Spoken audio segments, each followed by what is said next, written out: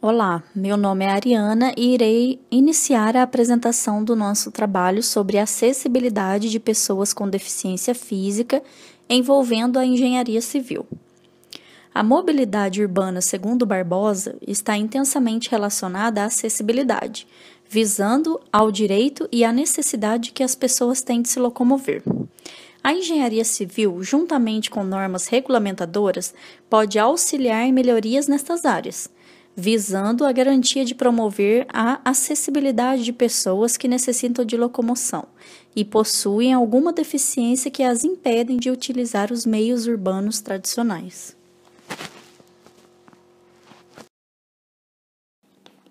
Acessibilidade.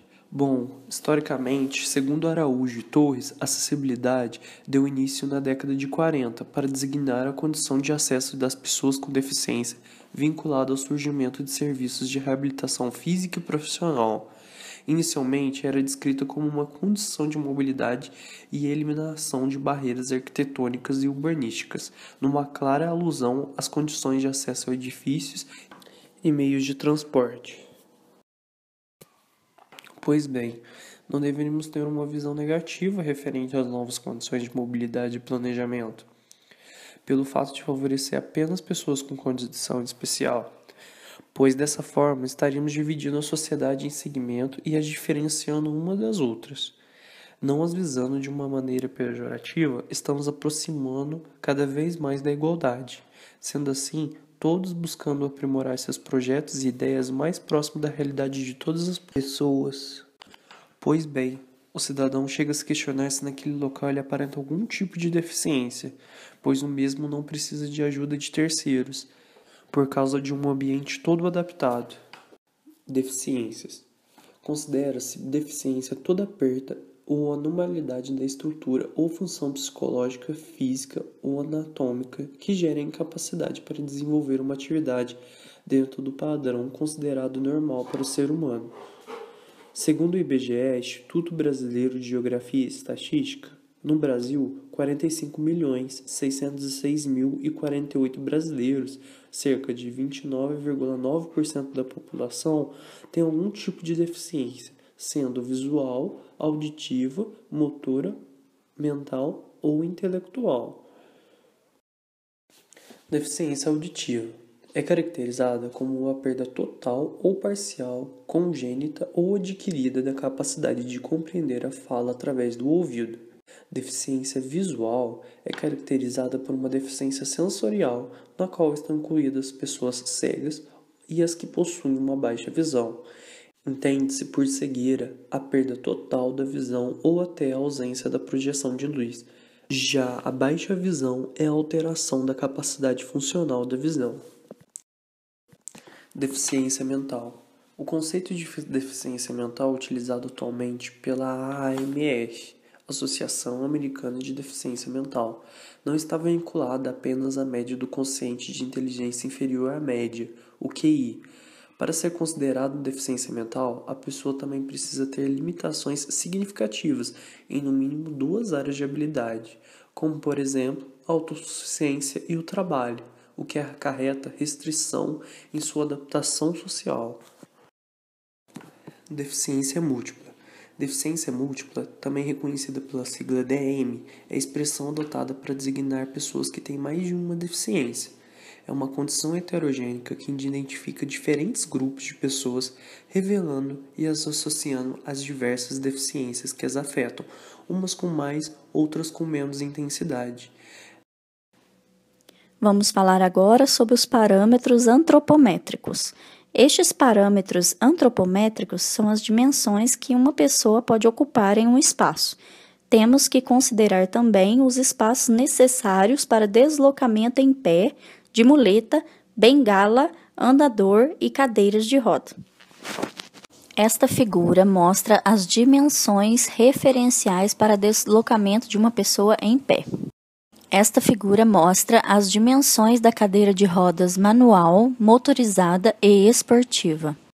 A norma regulamentadora 9050 da ABNT de 2015 considera o módulo de referência à projeção de 0,80 metros por 1,20 metros no piso, ocupada por uma pessoa utilizando cadeira de rodas, conforme essa figura que estamos demonstrando agora. As próximas figuras exemplificam as condições para as áreas de circulação, adotada pela norma regulamentadora 9050. Esta foto que está sendo demonstrada agora é referente à largura para deslocamento em linha reta. Esta foto representa a transposição de obstáculos isolados. A figura a seguir apresenta possibilidades que dispensam a instalação de sinalização tátil e visual de alerta. Esta figura representa a área para manobra de cadeira de rodas com deslocamento. Esta figura representa a área para manobra de cadeira de rodas sem deslocamento. Esta figura representa os espaços para cadeira de roda em áreas confinadas. Esta figura representa os exemplos de proteção contra queda. Gostaria de ressaltar que algumas figuras possuem legendas, então peço que folheiem e dêem uma olhada no trabalho escrito para poder analisar com mais detalhe as legendas. A NBR estabelece critérios com relação ao alcance manual, sendo conforme as figuras a seguir. Todas as medidas estão em metros. Esta figura, por exemplo, é relacionada ao alcance manual frontal de uma pessoa em pé. Esta figura representa o alcance manual frontal de uma pessoa sentada. Esta figura mostra o alcance manual frontal com superfície de trabalho, com pessoa que utiliza cadeira de rodas. Esta outra figura representa o alcance manual lateral sem deslocamento do tronco. A figura a seguir representa o alcance manual lateral e frontal com deslocamento de tronco. Esta figura representa a superfície de trabalho. E esta figura representa os ângulos para execução de forças de tração e compressão, no plano horizontal e lateral. Critério dos parâmetros. A BNR 9050 estabelece critérios e parâmetros técnicos para a elaboração de projetos, construções, instalações e adaptação de edificação, bem como mobiliário, espaço e equipamentos. Quanto à acessibilidade, todo espaço, edificação, imobiliário, equipamentos que vierem ser projetados deve atender o disposto nesta norma para serem considerados acessíveis. Com observação in loco, destacaremos a seguir alguns critérios que deveriam ser seguidos, como, por exemplo, a empunhadura, que são objetos como corrimão, barras de apoio, entre outros. De acordo com a norma, estes devem estar afastados no mínimo 40 mm da parede ou de outro obstáculo. Quando o objeto for embutido em nichos, deve-se prever também uma distância livre mínima de 1 metro de 150 mm, com diâmetro entre 30 a 45 mm e com um arco de 270 graus. A NBR 9050 ABNT 2015, piso tátil é um piso com textura e cor diferenciada, que sempre se destaca em relação ao piso que estiver ao seu redor, para se tornar perceptível por pessoas com deficiência visual ou de baixa visão. Este tipo de piso é utilizado em duas versões, que indica alerta ou direção. O piso tátil de alerta é utilizado em locais que apresentam risco de segurança. Deve ser instalado perpendicularmente no sentido do deslocamento em faixa, com largura de 20 a 60 centímetros, como é o caso dos rebaixamentos de calçada, obstáculo em balança sobre o passeio, porta de elevadores, desníveis como vãos, plataformas de embarque e desembarque e palcos, no início e término de escadas e rampas. Já o piso direcional tem a função de direcionar e orientar o trajeto. Este tipo de piso deve ser usado em locais amplos. A sinalização tátil e visual direcional no piso deve ser instalado no sentido de deslocamento das pessoas, quando da ausência ou descontinuidade de linha guia identificável, em ambientes internos ou externos, para indicar caminhos preferenciais de circulação.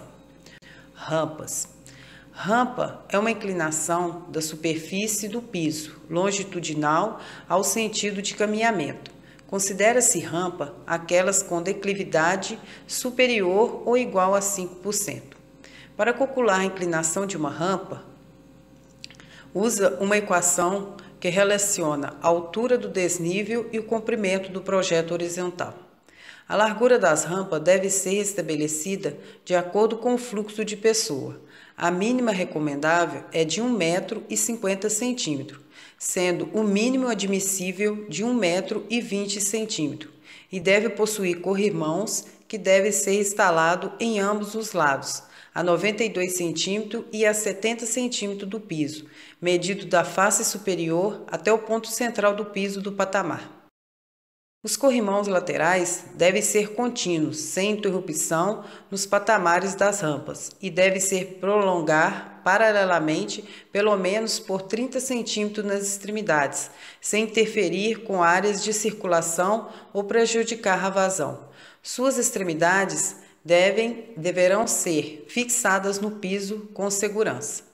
Quando se tratar de rampas com largura igual ou superior a 2,40 m, é necessária a instalação de, no mínimo, um corrimão intermediário, garantindo faixa de circulação com largura mínima de 1,20 m. Rebaixamento de calçada. Os rebaixamentos de calçadas devem ser construídos na direção do fluxo da travessia de pedestre. A inclinação deve ser constante e não superior a 8,33%. A largura mínima do rebaixamento é de 1,50 m. O rebaixamento não pode diminuir a faixa de livre circulação. Meu nome é Kaline e eu vou falar um pouco sobre o estudo de caso. O local escolhido foi uma praça pública chamada Praça João Pinheiro, situada na cidade de Pouso Alegre. O intuito foi analisar quais adequações necessárias para o local se encaixar dentro dos parâmetros exigidos pela NBR 9050.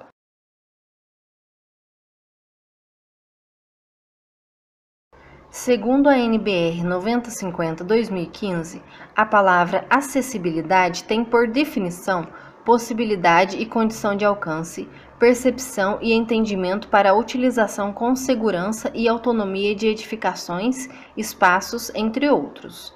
Uma praça é um espaço público e aberto, livre de edificações. É um lugar urbano associado aos pedestres e não a veículos. Um lugar como este precisa estar adaptado e acessível, pois recebe diariamente diversos tipos de pessoas, sendo elas deficientes ou não. A praça escolhida contém uma área de 10.528 metros quadrados e diariamente recebe muitas pessoas. Em seu centro existe uma escola chamada Escola Municipal Monsenhor Mendonça. Ela é destinada às crianças do ensino fundamental. Existe também um Centro Integrado de Defesa Social, um local que trabalha a favor da redução do índice de criminalidade, promovendo a segurança. A praça tem um pátio para feiras. A feira é realizada toda quarta-feira, promovida pela Shine Braille, um centro de reabilitação multiprofissional. Tem um palco onde a prefeitura promove alguns eventos, academia ao ar livre, rampa de skate, fonte de água e diversos canteiros com árvore. No local também funciona o terminal de transporte coletivo de Pouso Alegre. Levantamento de irregularidades e melhorias. Foi realizada uma visita no local para analisar quais as irregularidades e melhorias necessárias dentro dos parâmetros da NBR 9050. O piso da praça inteira contém muitas avarias, tornando perigoso para pessoas que tenham limitações físicas, crianças, idosos, portadores de deficiência física ou visuais. Com certeza é o principal ponto a ser melhorado. Segundo a norma, o piso deve ter superfície regular, firme, estável e antiderrapante, sob qualquer condição que não provoque trepidação em dispositivos com rodas. As rampas de acesso estão com aclive acentuado e desnível saliente, entre a calçada e a pista. Não contém piso tátil e corrimão. Isso dificulta o acesso para quem utiliza aparelhos de apoio, cadeirantes e deficientes visuais. As paradas de ônibus não contêm rampas para que os cadeirantes possam se locomover ao descer do transporte público, e a entrada da escola também não possui rampa. Então, alunos com deficiência também têm dificuldades para se locomover na escola. De acordo com a norma, não pode haver desnível entre o término do rebaixamento da calçada e o leito carroçável. Os corrimões devem ser instalados em rampas. Também deve conter piso tátil para que os deficientes visuais possam trafegar sozinhos. No local há presença de objetos obstruindo a passagem. Um exemplo são os orelhões, sem sinalização ao redor. Isso aumenta o risco de acidentes com deficientes visuais. Em volta da praça tem várias vagas para estacionamento. De acordo com o decreto Lei de Acessibilidade 52/96, todo local deve ter as vagas destinadas a idosos e a deficientes. Porém, nenhuma delas é sinalizada com exclusividade aos mesmos. Com este trabalho, podemos concluir que, tanto em tempos remotos como na atualidade, fica claro que as praças desempenham importante papel como espaço democrático e de uso comum, local de convívio e lazer de toda a comunidade. Mas para este uso comunitário, são necessárias muitas melhorias para que as praças que foram construídas antes da norma se adequem à ABNT 9050. Na Praça João Pinheiro, localizada na cidade de Pouso Alegre, fica visível o difícil acesso até mesmo para pessoas sem nenhuma deficiência, onde todo esse tempo a única adequação observada foi a construção de rampa para acesso de cadeirantes, sem nenhuma manutenção.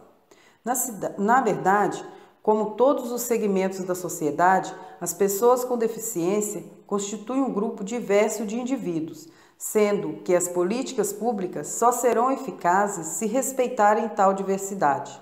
Adequar a norma de acessibilidade, sobretudo no espaço urbano, possibilita que os ambientes se tornem acessíveis a todos em seu sentido mais amplo. Por fim, apresentamos um projeto executivo propondo alterações possíveis de serem realizadas no local de acordo com a ABNT 9050/2015, onde os ambientes devem atender às necessidades de todas as pessoas, independente de sua condição. Nós, estudantes de engenharia civil e futuros engenheiros, devemos nos preocupar com esta minoria, que foi esquecida na maioria dos projetos anteriores.